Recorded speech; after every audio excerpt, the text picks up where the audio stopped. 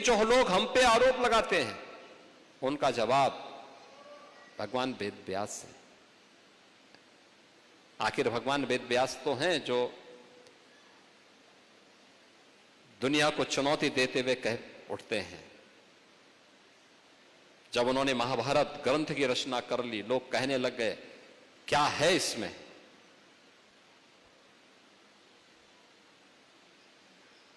तो उन्होंने ही कहा था कि धर्म, अर्थ, काम और मोक्ष जो ये चार मानवीय पुरुषार्थ हैं, इनसे संबंधित जो कुछ भी दुनिया में होगा वो सब इसमें पहले से है, और जो इसमें नहीं है वो दुनिया में कहीं भी नहीं मिलेगा।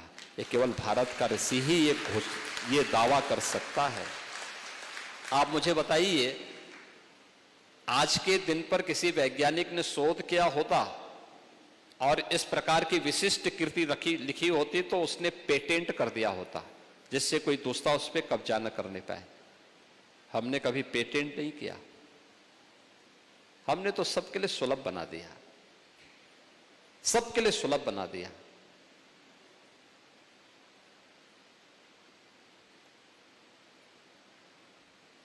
श्रीमद् भागवत महापुराण पिछले 5000 वर्षों से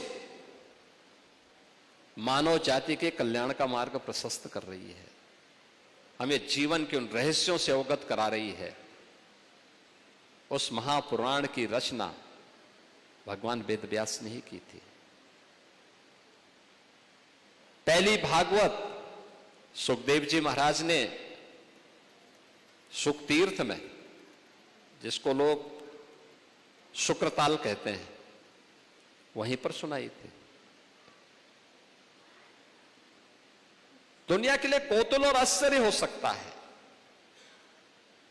लेकिन हमारे लिए जीवन पद्धति का हिस्सा है, जीवन का एक प्रवाह है, हमारे दैनिक जीवन का हिस्सा बनाया है। हमने उससे अलग जीवन की कल्पना की नहीं। आप देखते होंगे हमारे यहां आप उत्तर, दक्षिण, पूर्व, पश्चिम कहीं भी जाएंगे, वहां की स्थानीय परंपराएं हो सकती हैं। हम उत्तर भारत में आते हैं, उत्तर भारत में हम आते हैं, देखते हैं खेती बाड़ी का समय होता है, व्यक्ति अपनी खेती बाड़ी के कामों में व्यस्त रहता है। पर्व और त्योहारों का समय आता है, वह मार्केट में व्यस्त रहता है।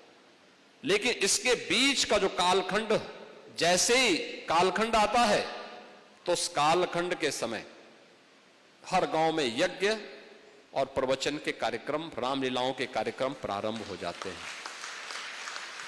पूरे देश के अंदर आप जाएंगे, वहां की स्थानीय परंपरा के अनुसार कोई ना कोई, जब भी उनके पास कोई फुर्सत होता है जीवन के उस अपनी आपाधापी में से, उस दौरान वह धार्मिक कार्यक्रमों के साथ जुड़ जाता है। तीर्थाटन के लिए निकलेगा,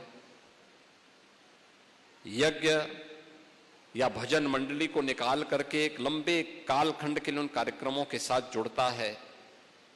हिंदी भाषी देश के अंदर, दुनिया के अंदर कहीं भी होंगे, वे अपने यहां अपने अनुसार, अपनी क्षमता के अनुरूप इसी प्रकार की कथा के आयोजन के साथ, यज्ञ के आयोजन के साथ जुड़ते हैं।